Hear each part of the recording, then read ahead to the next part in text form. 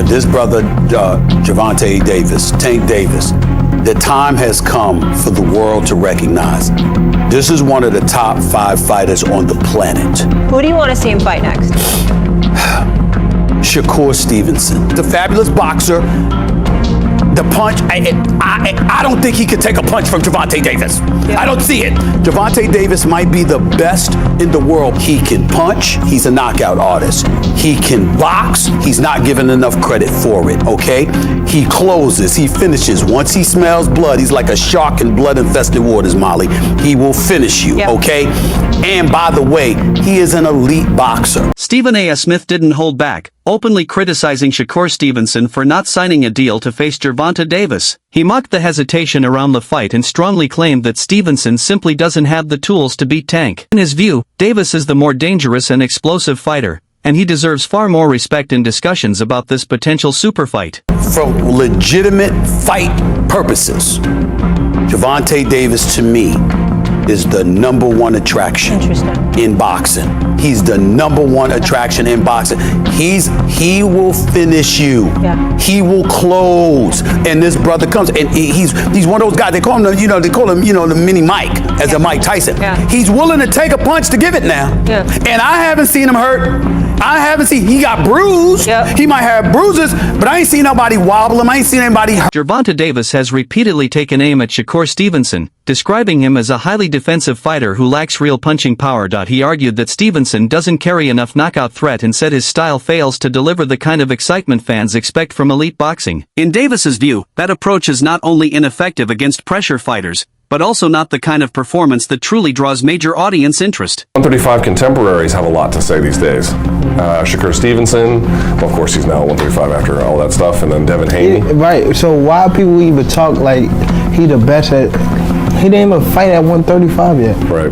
He didn't even have power at 126, 126.30 or none of that. He is good. Okay. How can you, all that's just okay. Rolly Romero also weighed in on the debate, claiming Shakur Stevenson would struggle against Gervonta Davis. He argued that Stevenson hasn't yet defeated truly elite-level opposition, suggesting his resume lacks the signature wins needed to prove he could compete with someone like Tank. Romero also stated that Davis currently holds the strongest resume in the lightweight division. Resume than Tank at 135. Loma retired. Active. Shakur before he moved on? Shakur has a better resume. At 130. Who has Shakur beat? But who's Tank really like? Other than that, everyone Tank's beat became world champion. So tell me, that electrician dude was a good win at 35. The electrician? What do you want about? Who he beat? Name me 3 Shakur opponents. I think Shakur, bro. But when you look at Tank, all right. So tell me. Oscar Valdez that had his jaw broken in 2018 has been burnt out and off the juice for a while now. So who's Tank's best win? Who's Tank's best win? There's plenty of them. Who's Tank's best win? We all became world champion after. Fair enough. Rolly Romero also spoke about the ongoing situation surrounding Gervonta Davis, saying that every fighter goes through difficult moments and outsiders rarely know the full story. He showed support for Davis, adding that he hopes to see him return soon and get back to doing what he does best inside the ring. It's sad, but Gervonta Tank Davis can't stay out of trouble. I know he's been bailed out, but just your thoughts on the whole thing? Just because his stuff went public, everyone done gone into some trouble, you know? Just, I mean, like I said, when you're the big fish, you know, all you gotta do is just keep to yourself, man, in reality. But like I said, at the end of it, we don't know what truly happened or any of that stuff. They could all say whatever, you know, there's 2 sides to every single story. We'll see him return? Yeah, well, I want to see Gervonta Davis. Bro, he's one of the most entertaining fighters in boxing. Is he still as good as, I mean, if you look at the resume, no win in 18 months, etc., is he still as good? Can he still hang? He only fought once in 18 months. Exactly. Well, I mean, dude, I'm saying activity's important in this game. Okay, well, I mean, he tried to fight, but I mean, things happen, you know? Against Jake Paul, Rolly. The what? Against Jake Paul, though. Yeah, but so what, man? So what, man? You part of the Tank fan club, that's fair. What? You're in the Tank fan club. Bro, I like Tank, bro. Tank's a great fighter, bro. Dude, they all want to talk bad about Tank, but man, dude, then everyone Tank beat ended up becoming world champion later. Mike Tyson shared a bold opinion, saying that Gervonta Davis is the only fighter he sees capable of beating Shakur Stevenson. He praised Davis's explosive power, sharp timing, and natural killer instinct, suggesting those qualities could be the key to breaking through Stevenson's slick defense and technical style. Great fighter. He's a great fighter. You know, especially when he's serious about it. You know, I don't know if he's as serious as he used to be, but when he was serious, he was a hell of a fighter. And nobody came close. He's the only one I gave a chance against Shakur and that guy, Gervonta Davis. They're scary fighters too. They're sophisticated. The other guys are sophisticated and mean. But Tank is just a force of nature. You know, you just gotta give him the credit. You know, even though he's talking stuff, he's the man. Shakur and Tank, oh God, I don't even. It's gonna be interesting because if Shakur handles this guy like he did Lopez, I was in hell with him. I was in hell with Shakur. If he just handles this guy like he did, I was in hell with him. Somebody gotta give him a fight though, but you gotta be very sophisticated to know how to fight. This is when I knew you lost against Shakur. This is when I knew you lost. You see when he does this stuff?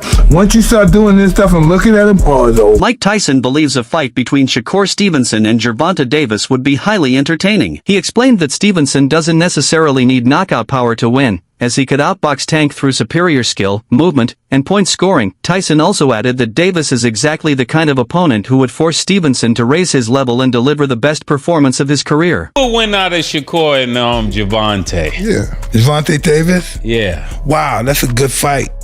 That's a good fight. I like to go with Tank because of the, everyone's gonna go with Tank, but it would be a very interesting fight.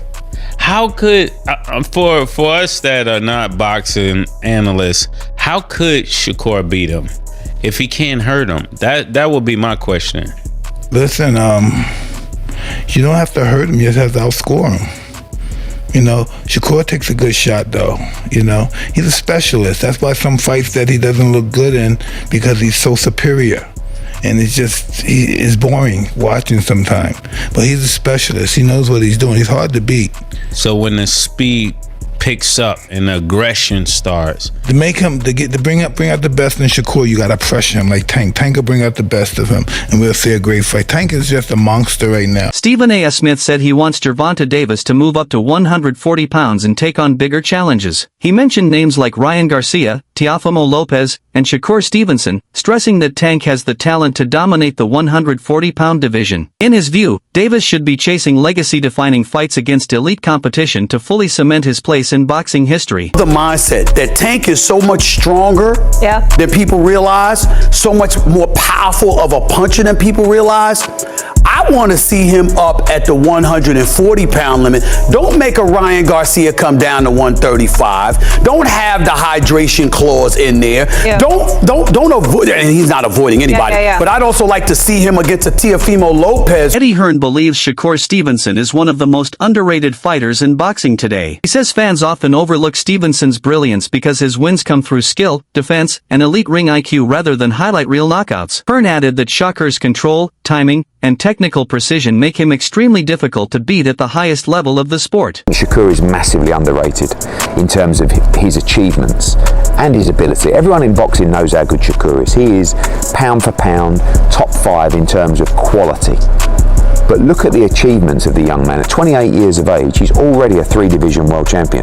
This is to become a 4-division world champion. Roy Jones Jr. praised Shakur Stevenson as arguably the best fighter across the 135 to 140-pound divisions, highlighting his elite footwork, defensive mastery, and high-level technique. He emphasized that Stevenson's skill set makes him extremely difficult to beat, noting that fighters who don't fully understand movement and ring IQ would struggle significantly against him inside the ring. Defense isn't with your hands, it's with your feet.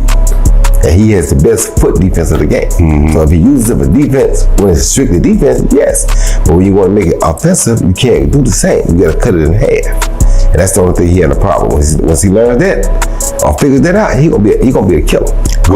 Would the skill he has now make him the best out of them 4? Right now, no. Because some people gonna say, boy, and the reason the rest of them don't want to fight him is because they know he know that back foot game so well that he's not going to engage until he wants to engage. And that's a good thing too. But for the fans and to be not right now, the ratings, you got to be able to engage when they need you to engage. If you can't, then you're gonna become bored. So he's not boring unless you don't understand boxing. Right. You understand boxing, he's not boring. With current global tensions and shifting priorities in boxing, Turki Alalshik appears to be focusing more on blockbuster, high-profile events, especially involving British stars like Tyson Fury and Anthony Joshua. This shift could directly impact fighters like Shakur Stevenson, potentially limiting opportunities for tune-up fights and pushing him toward elite-level opposition much sooner than expected. Was getting paid by Turki Alalshik and the Saudis, and then he switched over to Paramount Plus, right, and acted like he was going to do both at the same time. Well, with the war in Iran, he can't do either. So that means both of them are up in the air. Now, what does that mean for real fighters? It's okay for real fighters. It's going to work out for just fine for Shakur Stevenson. It's going to work out just fine for guys like Devin Haney, and provided Devin doesn't go over to Zuffa. It's going to turn out fine for those guys, as long as they can actually win the fights that they get. Instead, fighters like Shakur Stevenson may be pushed straight into high-risk matchups where they have to prove themselves immediately. In earlier eras, stars such as Floyd Mayweather Jr. and Terence Crawford were able to build toward megafights over multiple bouts, carefully developing their careers step by step. But that long-term progression strategy may no longer be realistic in today's boxing landscape, where big-name fights and instant pressure dominate the sport. Going to have to actually fight these tough fights, and they're not going to be able to have 5-6 setup fights before you get to it, because that's the game that I believe Shakur was playing, because that's the game that Floyd Mayweather played. That's the game that Terence Crawford played, where they would take 3, 4, 5 fights before the actual big fight that people are talking about took place. That's what happened with Floyd and Manny Pacquiao. That happened with Terence Crawford and Errol Spence. Some people, well, it's both Errol and Terence that did it. No, whatever. Still, both guys did it. Then both guys took several fights before that took place, right? Big fights with money, good money in them. So Shakur now can't do that. Cannot do that. Number one, Matchroom Boxing, who's really running DAZN, let's be honest. Matchroom Boxing, which runs DAZN, because Matchroom actually is owned. Matchroom USA is actually owned in part by DAZN and by Sella, who is the Turkey people. They're going to be putting their resources and their efforts into British fighters. The Tyson Fury fight that they want to make with Anthony Joshua, if they can find some way to get that done. That's what they're going to be looking for. They're not going to be looking at the fighters that they had on undercards. It's just that simple. Shakur Stevenson was fighting on undercards for these guys. Devin Haney is fighting on undercards for these guys. Right? Keyshawn Davis fighting on undercards for these guys. Pretty much everybody that was at Top Rank fighting on undercards for these guys. They're not going to prioritize the undercard fight. Now, if Shakur Stevenson wants the biggest fights and paydays, he may have to accept them earlier in his career and on more practical terms, without the long promotional buildup. In today's boxing landscape, opportunities are coming faster, meaning elite fighters are being tested sooner rather than later, where every major fight becomes a proving ground. At the end of the day, the money is there for Shakur, but the money's going to be with Shakur. He's going to have to tuck his pride. James Prince is going to have to tuck his pride and go over there to the PBC, call Steven Espinoza if Al's not there anymore, and get this fight made. You know, and Shakur is somebody that could win the fight. The thing is that is going to be prohibited is that they're not going to allow Shakur to make 4 and 5, 6 different fights and get $1 million, $5 million each, run up $30 million, and then at the end, let's go for the big one. If you're going to get the big one, you're going to get the big one at a price that is a reasonable price, and then if you can win the fight, after that you become the big dog, right? Because you're the ones with the fans. The reason that Gervonta is the fan right now is because he's got the man right now is because he's got the. Many experts believe the biggest reason a fight between Shakur Stevenson and Gervonta Davis hasn't happened yet comes down to the financial structure behind major boxing events. Blockbuster fights are only made when revenue splits and promotional agreements satisfy both sides. Promoters, broadcasters, and fighters all have to align on a deal that guarantees strong earnings for everyone involved. That's why money often becomes the deciding factor in modern boxing. If the financial terms don't work, even the most hyped fights don't move forward, no matter how much fans demand them. Boxing business, you get fighters, they go back and forth on Twitter, and they be like, let's fight. You gotta put the business in between that, because fighters will be fighting all the time just because they arguing back and forth. But the business got to make sense. So it's always about the bag. So that's why I feel like Turk Al-Sheikh come in, because he'll say, hey, here go the money, get these fights to happen. That's why I can't believe that Bud have to move up 2 weight classes to fight Canelo, and David Benavidez was right there at 168 comfortably. That's why the business of boxing took over. But I respect Shakur for actually saying he want to fight. Where is he at in the 6 fight deal? And where is he at in the 6 fight deal? Is his 3rd fight or something like that with Tank? It's a good question. It's early. It might be 2 or 3 fights in. You sure you're not freestyling?